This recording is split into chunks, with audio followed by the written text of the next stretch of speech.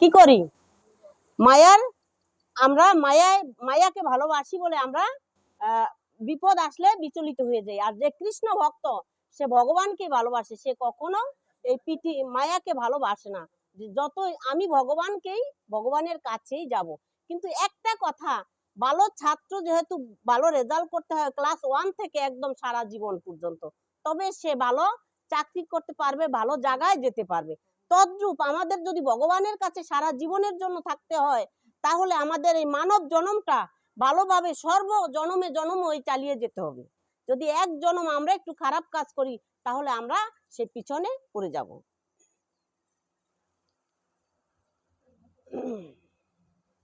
যেমনটা করেছিলেন জয় বিজয়।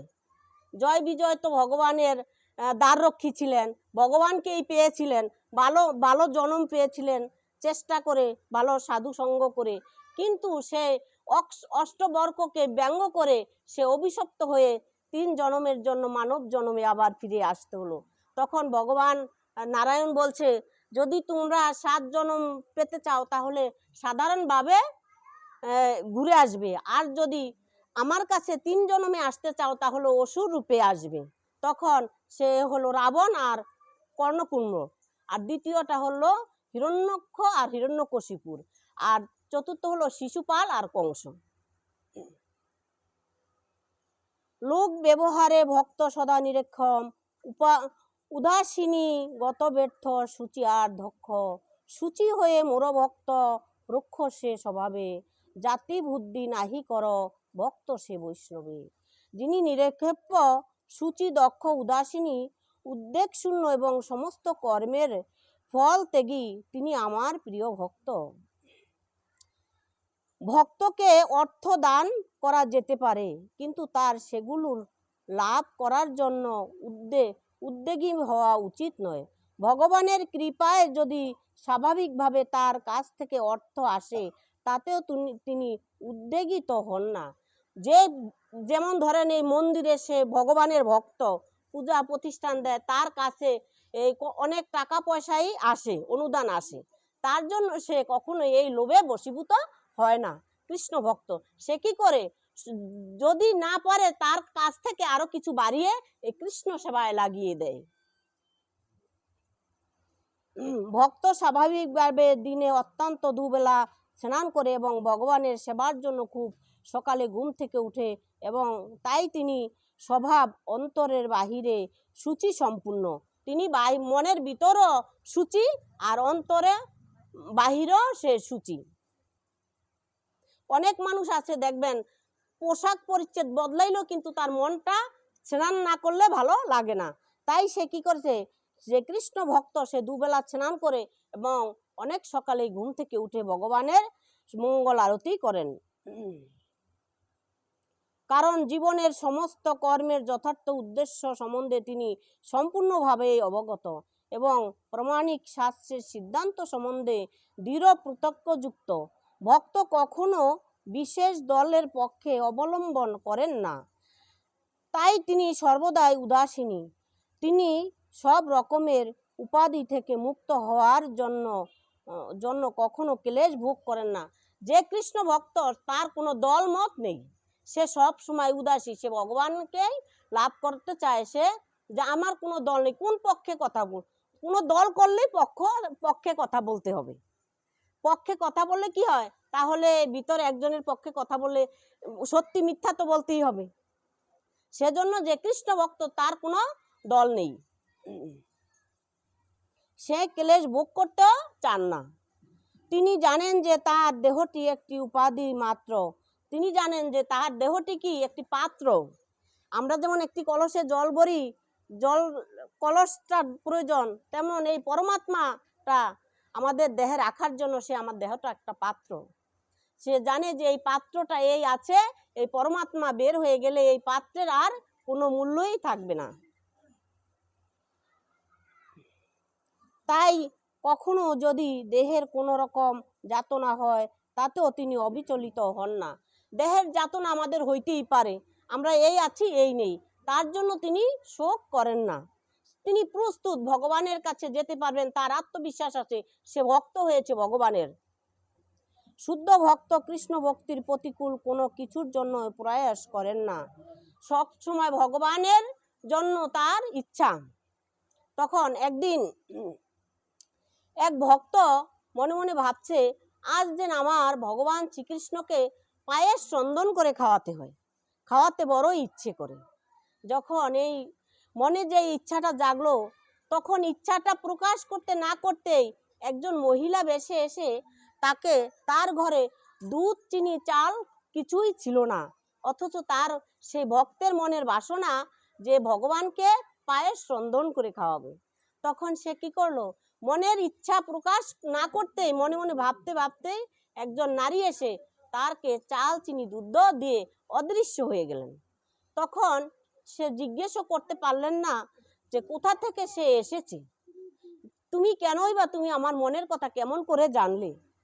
তখন এই চাল চিনি দুধ পেয়ে সে ভক্ত ভগবানের জন্য পায়েস রন্ধন করে দিয়েছে। ভগবান আনন্দের সহিত পায়েস সেবা করছেন। তখন জিজ্ঞেস করলো, ভক্ত তুমি কোথায় পেলে? তোমার কুটিরে তো চাল চিনি দুধ কিছুই ছিল না আমাকে পায়েস রন্ধন করে খাওয়ানোর জন্য, তবে তুমি কোথায় পেলে এই চাল চিনি দুধ? বলছে, প্রভু আমাকে একজন নারী এসে চাল চিনি দুধ দিয়ে অদৃশ্য হয়ে গেল, কিন্তু আমি জিজ্ঞেস করার সময়টুকু পেলাম না যে তুমি কে। তখন ভগবান বলছে, তুমি জানো সে কে? সে হচ্ছে শ্রীমতী রাধারানী। শ্রীমতী রাধারানী, আমি যেমন তোমার মনের কথা জানি, শ্রীমতী রাধারানীও কিন্তু তোমার মনের কথা জানে। সে তোমার মনের কথা জেনে ওই চাল চিনি দুধ তোমাকে দিয়ে গেল, তুমি তার প্রভুকে সেবা করাবে। কৃষ্ণ আর রাধা, নারদ প্রশ্ন করছিলেন কৃষ্ণকে যে কৃষ্ণ তোমার নামের আগে রাধার নামটা কেন, আর রুক্মিণীর নামটা নাই কেন? তখন কৃষ্ণ এই প্রশ্নের উত্তর দিতে গিয়ে একটু লীলা করছেন, তার মাথা ব্যথা উঠছে। এখানে রুক্মিণী আর রাধারানীর পরীক্ষা হবে। তখন মাথা ব্যথায় রুক্মিণী আর রাধারানীর চরণ দুলু দুইজনের একজনের দিতে হবে, দিলে কৃষ্ণের মাথা ব্যথা সেরে যাবে। তখন শ্রীমতী রাধারানী তৎক্ষণাৎ দেরি না করেই তার চরণ দুলু কৃষ্ণের ললাটে লেপে দিলেন। যখন লেপে দিলেন তখন সে মনে মনে রুক্মিণী বলছে, রাধে তুমি কৃষ্ণের কপালে তোমার চরণ দুলু যে মেঘে দিলে, তোমার কি নরকের ভয় নেই? রাধারানী বলছে, আমি নরকে যাই তবু আমার প্রভু যেন ভালো থাকুক, আমার প্রভু যেন ভালো হয়। তখন কৃষ্ণ নারদকে বলছে, বলো নারদ, এখন আমি কাকে আমার নামের আগে কাকে রাখবো, আমার নামের সাথেই কাকে রাখবো? আর রুক্মিণী কি করলেন, নরকের ভয়ে তার চরণ দুলি কৃষ্ণের ললাটে মেখে দিলেন না। যে ভগবান ভক্ত তার নরকের ভয় করে না, ভগবান কিসে খুশি থাকবে সেটাই সে দেখে। শুদ্ধ ভক্ত কৃষ্ণ ভক্তির প্রতিকূল কোনো কিছুর জন্যই প্রয়াস করেন না। উদাহরণস্বরূপ বলা যায়, একটি বড় বাড়ি তৈরি করতে হলে অনেক শক্তি নিয়োগ করতে হয়, কিন্তু ভক্ত কখনো এই ধরনের কাজে উদ্যোগী হন না। যদিও তার ভগবত ভক্তিতে উন্নতি সহায়ক হয় না, তিনি ভগবানের জন্য মন্দির তৈরি করতে পারেন। ভক্ত নিজের বাড়ি কখনোই তৈরি করেন না টাকা পয়সা খরচ করে, কিন্তু মন্দির করার জন্য সে প্রস্তুত। মন্দির তৈরি করতে পারেন এবং সে জন্য সমস্ত রকমের উদ্যোগ সহ্য করতে পারেন, কিন্তু তিনি তার আত্মীয় স্বজনদের জন্য বড় বাড়ি তৈরি করার কাজে প্রয়াসী হন না। যে নিজের স্ত্রী সন্তান পরিজন ভালো থাকবে, আমি সেজন্য একটা বাড়ি করে দিয়ে যাই টাকা পয়সা দিয়ে, কৃষ্ণ ভক্ত এটা কখনোই করেন না। সে কি করেন, মন্দির স্থাপন করার জন্য তার টাকা পয়সা দিয়ে দেন। জড় কার্যে হর্ষ দুঃখ যে জনেরই নাই, তেজিয়া আছে যে আকাঙ্ক্ষা চিন্তা যারই নাই। শুভাশুভ পরিত্যাগী যে বা অভিমান, আমার সে প্রিয় ভক্ত তাহাকেই সম্মান। যিনি প্রিয় বস্তুর পরিতৃপ্তিতে হিষ্ট হন না এবং অপ্রিয় বস্তুতেই প্রাপ্ত দোষ করেন না। যিনি প্রিয় বস্তুর বিয়োগ শোক করেন না, অবস্তুর ইষ্ট বস্তুর আকাঙ্ক্ষা করেন না, এবং শুভ অশুভ সমস্ত বিষয়ের পরিত্যাগ করেন, এবং যিনি ভক্তিযুক্ত তিনি আমার প্রিয় ভক্ত। মন মনা ভব মদ্ভক্ত মাজ্জাজি মাং নমক্রু মামে বৈশ্যসী সত্যং তে প্রতিজনে প্রিয়স্মি। ভগবান বলছে তুমি আমাতে আত্মসমর্পণ করো, তুমি আমার নমস্কার করো, আমাকে পূজা করো, তুমি অত্যন্ত আমার প্রিয় হবে, কেননা তুমি যে প্রিয় অর্জুন। ভক্তের লক্ষণ এইসব, ভগবানকে কি করবে? পূজা করবে, নমস্কার করবে, ভগবানকে মন প্রাণ চিত্ত সব কিছু ভগবানকে দিয়ে দিবে। ভক্তের লক্ষণ এটা। আর আমাদের লক্ষ্য কি? সব কিছু যেন আমারই থাক, যদিও আমি ক্ষণিকের জন্য থাকি। শুদ্ধ ভক্ত বৈষমিক লাভ ও ক্ষতিতে উৎফুল্ল ও বিমর্ষ হন না। তিনি পুত্র বা শিষ্য লাভের আকাঙ্ক্ষা করেন না, এবং তা না পেলেই তিনি দুঃখিত হন না। প্রিয় বস্তু হারিয়ে গেলে তিনি অনুতাপ করেন না, তেমনি তার ঈশাবস্তু না পেলে তিনি বিমর্ষ হন না। তিনি সব রকম শুভ অশুভ পাপ কর্মের ঊর্ধ্বে। পরমেশ্বর ভগবান সমষ্টি বিধানের জন্য তিনি সব রকমের ঝুঁকি নিয়ে প্রস্তুত থাকেন। তিনি ভগবানকে পেতে সব রকমের ঝুঁকি নিতে রাজি আছেন। যেমন চন্দ্রনাথের পাহাড়ে উঠতে সবাই পারে না, হাজার হাজার লোক উঠে, আবার হাজার হাজার লোক কিন্তু নিচে থেকে নেমে আসে। কিন্তু যে মৃত্যুর পরোয়া করে না, আমি বাবা ভোলানাথকে দর্শন করবই করব, সেজন্য সে যত কষ্ট হয় সে কিন্তু উঠে। আর যে মনের সাহস পায় না, ভক্তির জোর কম, সে দেখে দূরে থেকে দেখেই কিন্তু সে চলে আসে। মরারে ডরায়, সাথী নেই, নানান অসুবিধাতেই সে আছে। আর যে কৃষ্ণ ভক্ত, যে আকাঙ্ক্ষা নেই আমি যদি এখন পরে মরে যাই তবু আমি সেখানে উঠব, তিনি সব রকম শুভ অশুভ পাপ কর্মের ঊর্ধ্বে। পরমেশ্বর ভগবানের সমষ্টি বিধানের জন্য তিনি সব রকমের ঝুঁকি নিতে প্রস্তুত। কোনো কিছুতে তার ভগবত ভক্তি সাধনের সাথে প্রতিবন্ধক হয়ে দাঁড়ায় না। এই ধরনের ভক্তি শ্রীকৃষ্ণের অত্যন্ত প্রিয়। শত্রু মিত্র অপমান কিংবা নিজ মান, জড়বস্তু মোর ভক্ত মানুষেরই মানয়ে সমান। শীত গ্রীষ্ম সুখ দুঃখ একই যেবা মানে, সমুক্ত সেই ভক্ত স্থির আত্মা জ্ঞানে। তুল্য নিন্দা স্তুতি তার সন্তুষ্ট গম্ভীর, নিকেতন তার নাই মতি তার স্থিতি। সেই মোর প্রিয় ভক্ত, সেই ভক্তমান। ভক্তের লক্ষণ যত করিনু ব্যাখ্যান। যিনি শত্রু মিত্র এবং প্রতি সমবুদ্ধি সম্পূর্ণ, সম্মানে অপমানে শীতে গরমে সুখে দুঃখে নিন্দা স্তুতিতে সমভাবাপন্ন, যিনি কুৎসঙ্গ বর্জিত সঙ্গতবাচক, যৎকিঞ্চিত লাভে সন্তুষ্ট, গৃহাশক্তি শূন্য, এবং যিনি বুদ্ধি স্থিতি। যে কৃষ্ণ ভক্ত তার এই গুণগুলি আছে, সে কখনোই মানুষের সঙ্গে ঝগড়া করলে, আমরা যেমন একজনের সঙ্গে ঝগড়া করলে তার সঙ্গে কথা বলি না, অভিমান করে থাকি, কিন্তু কৃষ্ণ ভক্ত এখন যদি কিছু বলে একটু পরে তা মনে রাখে না। তার গুণ এটাই, সে নিজেকেও ক্ষমা করে দেয় আর অন্যকেও সে ক্ষমা করে দেয়।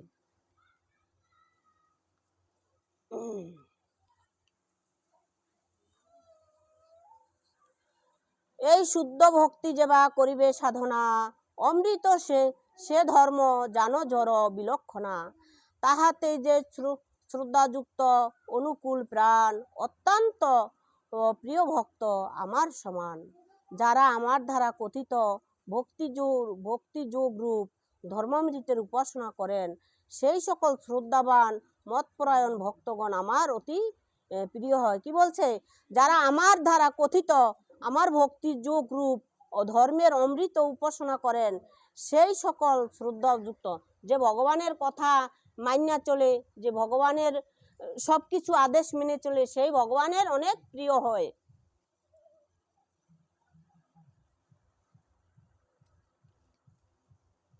এখন এলো কি 13 অধ্যায়ের প্রকৃতি পুরুষ বিভাগ যোগ।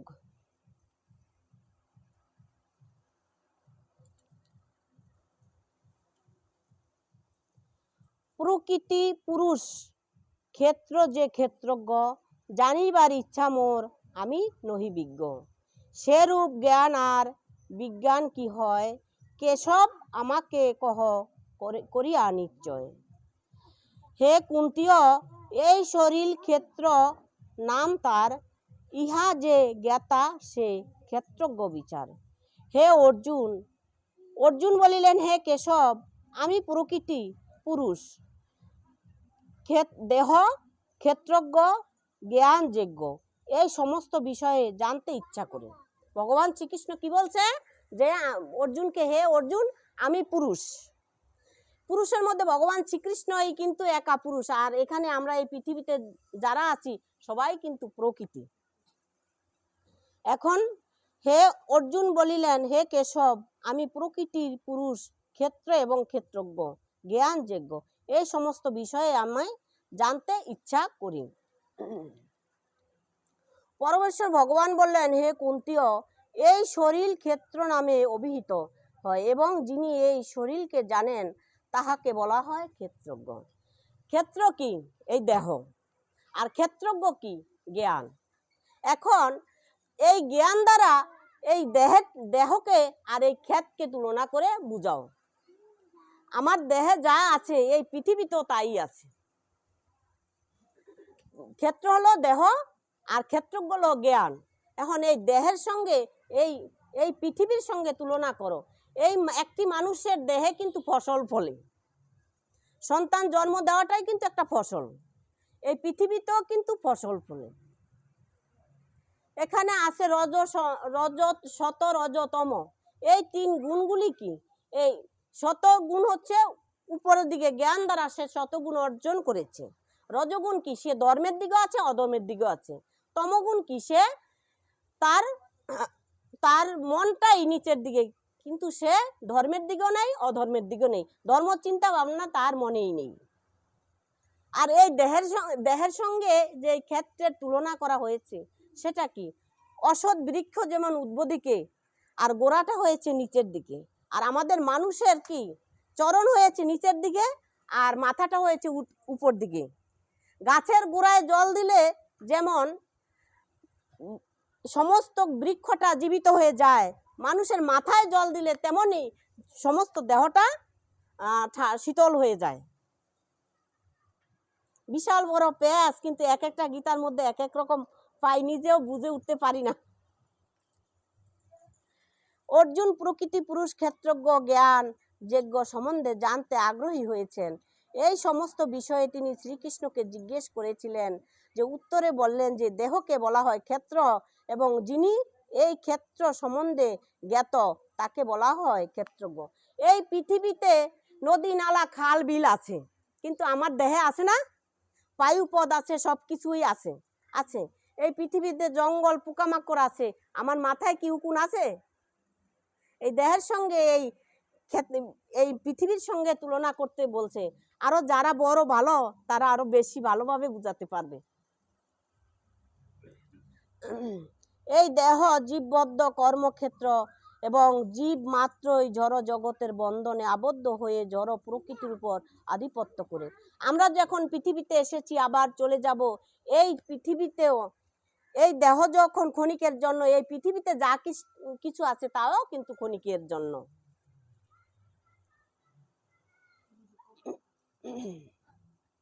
আমি ক্ষেত্রজ্ঞ বুঝ সকল শরীরে, হে ভারত অন্তর্যামী কহে সে আমারে।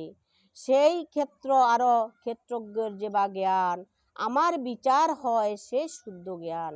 হে ভারত, আমাকে তুমি সমস্ত ক্ষেত্রের ক্ষেত্রজ্ঞ বলে জানিবে। এই ক্ষেত্রজ্ঞ তার জ্ঞাতা সম্বন্ধে অবগত হওয়াই হচ্ছে জ্ঞান, সেটি আমার অভিমত। আমার দেহ ও দেহের জ্ঞাতা আত্মা পরমাত্মা সম্বন্ধে আলোচনার সময়ে তিনটি বিষয়বস্তু দেখতে পাবে। ভগবান, জীব ও জড় পদার্থ, প্রতিটি কর্মক্ষেত্রে, প্রতিটি দেহেই দুইটি আত্মা আছে, জীবাত্মা, পরমাত্মা। যে পরমাত্মা ও পরমেশ্বর ভগবান শ্রীকৃষ্ণের অংশ প্রকাশ। এবং শ্রীকৃষ্ণ বলেছেন, আমিও ক্ষেত্রজ্ঞ, কিন্তু দেহ অনু ক্ষেত্রজ্ঞ নয়। আমি পরম ক্ষেত্রজ্ঞ, পরমাত্মা রূপে আমি প্রতিটি দেহেই অবস্থান করি। ভগবান পরমাত্মা রূপে প্রতিটি দেহ অবস্থান করে। কিভাবে অবস্থান করে? আকাশে সূর্য উদিত হয়, কিন্তু সব জায়গায় রোদের তাপ লাগে। তদ্রূপ ভগবান শ্রীকৃষ্ণ এক জায়গায় থেকে সমস্ত জীবের মধ্যে পরিব্যাপ্ত আছে, পরমাত্মা রূপে আছেন। কেমন করে ভগবান জানেন সকলের মনের কথা? আপনি আমার তিনটা সন্তান এখন কোথায় কোথায় আছে আমি জানি। তদ্রূপ এই বিশ্বগড়া পৃথিবীতে, শশাগড়া পৃথিবীতে ভগবানের 84 লক্ষ জুনি ব্রহ্মণ সৃষ্টি করেছেন। সব কিছুর খবর কিন্তু ভগবান রাখেন। ভগবান কিন্তু একটু বিচারেরও চুল পরিমাণ ত্রুটি রাখবে না। আপনি আগের জন্মে কারো একটি চৌকের আঘাত করেছেন, পরের জন্মে আপনার একটি চোখকে সে আঘাত প্রাপ্ত করে জন্মগ্রহণ করে পাঠিয়ে দেবে। যেমন কর্ম তেমন ফল করে ভগবান পাঠাবে। ভগবানের কাজেই কিন্তু এটা। বলছে এক ভক্ত বলছে, ভগবান কোথায় থাকে, ভগবান কি খায়, ভগবান কি করেন, ভগবানের কাজ কি? রাজা প্রশ্ন করেছিলেন মন্ত্রীকে। মন্ত্রী উত্তর দিয়েছিলেন, ভগবান মন্দিরে থাকেন, ভগবান দুধ ননি ভক্তরা যাই দেন তাই কিছু খান। যখন এই কথা বলছে, তখন রাজা বলছে, তোমার প্রশ্নের উত্তর আমার পছন্দ হয় না। তুমি এই রাজ্যে দেখো, এই আমার প্রশ্নের উত্তর কে দিতে পারবে? তখন মন্ত্রী চলে গেলেন বিল পাথারি, কে দিতে পারবে এই উত্তরের সন্ধানে। তখন এক চাষা হাল চাষ করছিল। তখন বলছে, মন্ত্রী মশাই, তুমি দৌড় দিতে দিতে কোথায় যাচ্ছ? বলছে, আমাকে রাজা 3টি প্রশ্ন করেছে, যে সেই 3টি প্রশ্নের উত্তর আমি কে দিতে পারবে সেটা জানতে চাই। তখন বলছে, তোমার প্রশ্নগুলো বলো তো। বলছে, ভগবান কোথায় থাকে, ভগবান কি খায়, ভগবান কি করেন, ভগবানের কাজ কি? যখন এই কথা বলছে আমি এই প্রশ্নের উত্তরগুলো দিতে পারবো। তখন মন্ত্রী গিয়ে রাজাকে বলছে যে, রাজামশাই, আপনার প্রশ্নের উত্তরগুলো যে দিতে পারবে সেমন একজন ব্যক্তি আমি পেয়েছি। তখন বলছে, নিয়ে আসো। তখন রাজা তাকে দেখে আর চিনতে পারলো না, মানে পছন্দ হলো না, যে এত বড় প্রশ্নের উত্তর সে কি করে দিবে। যখন এই কথা বলছে, বেশ, যখন এনেছ তাহলে প্রশ্ন করেই দেখি। তখন বলছে, ভগবান কোথায় থাকে, ভগবান কি খায়? বলছে, ভগবান খায় মানুষের অহংকার। ভগবান কোথায় থাকে? ভগবান থাকে মানুষের হৃদয়ে। ভগবান কি করেন? মানুষ যে কর্মগুলি করেন তার বিচার করেন। আর ভগবানের কাজ কি? রাজামশাই, এই প্রশ্নের উত্তরটা আপনি সিংহাসন থেকে না নামলে আমি দিতে পারবো না। তখন রাজা সে সিংহাসন থেকে নামলেন আর সে প্রশ্নের উত্তরটা দিলেন। বলছে, ভগবান এই একটি কাজ করেন, রাজাকে ফকির করেন, ফকিরকে রাজা করেন।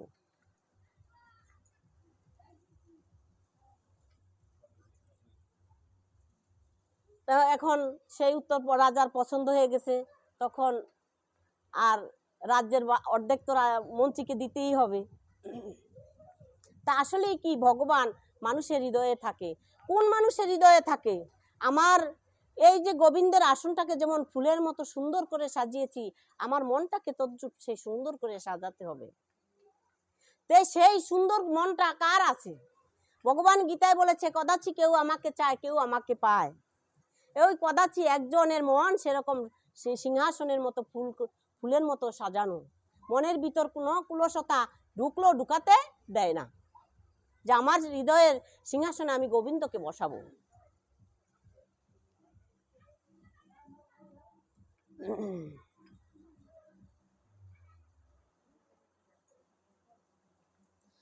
ক্ষেত্রাণি হি শরীরাণি বিজং চাপি শুভাশুভে তানি বেত্তি সে যোগাত্মা তত ক্ষেত্রজ্ঞ উচ্চিত। এই দেহকে বলা হয় ক্ষেত্র, এবং এই দেহের মধ্যে বাস করেন দেহের মালিক এবং পরমেশ্বর ভগবান। যিনি এই দেহের মালিক উভয়ে জানেন, তাই তিনি তাকে সমস্ত ক্ষেত্রের কথা বলা হয়েছে। ক্ষেত্রজ্ঞের পরম ক্ষেত্রজ্ঞ।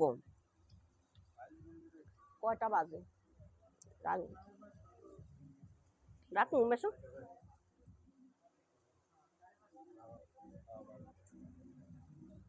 হ্যাঁ, কালকে যে পাঠ করবে সে করবে 4 নাম্বার শ্লোক, 4 নাম্বার ত্রয়োদশ অধ্যায়ে।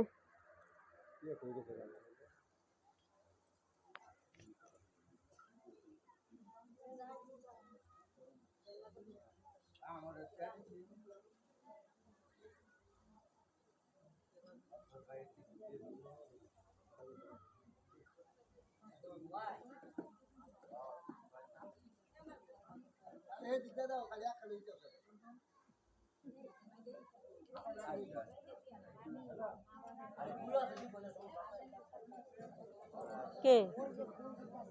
ও,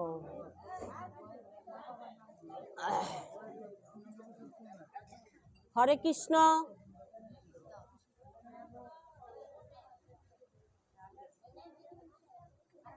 মৃত্যুবার্ষিকী তানের মৃত্যুবার্ষিকী।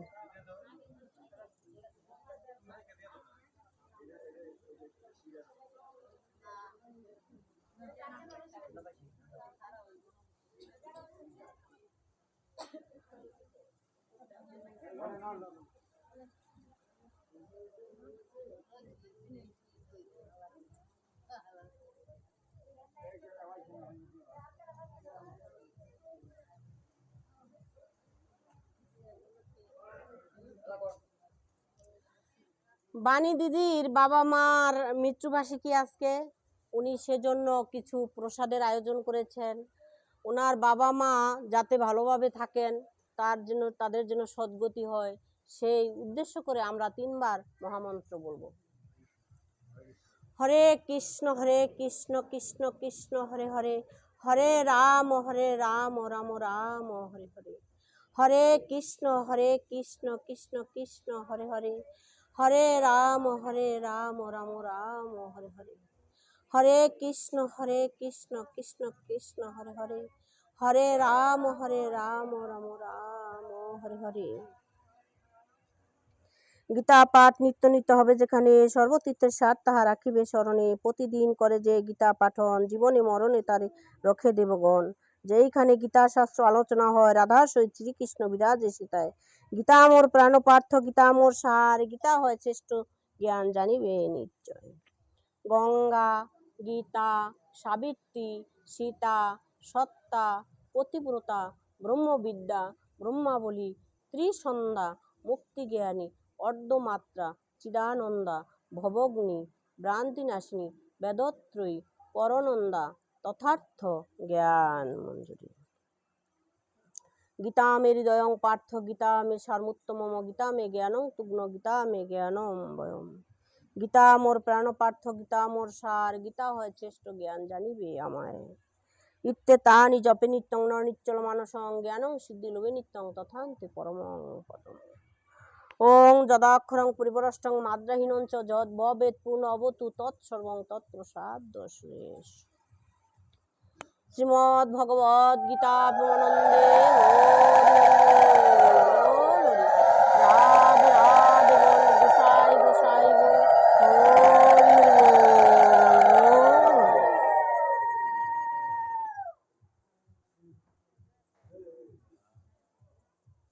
গীতা পাঠে ভুল ত্রুটি হলে সকলে আমায় ক্ষমা করে দিবেন।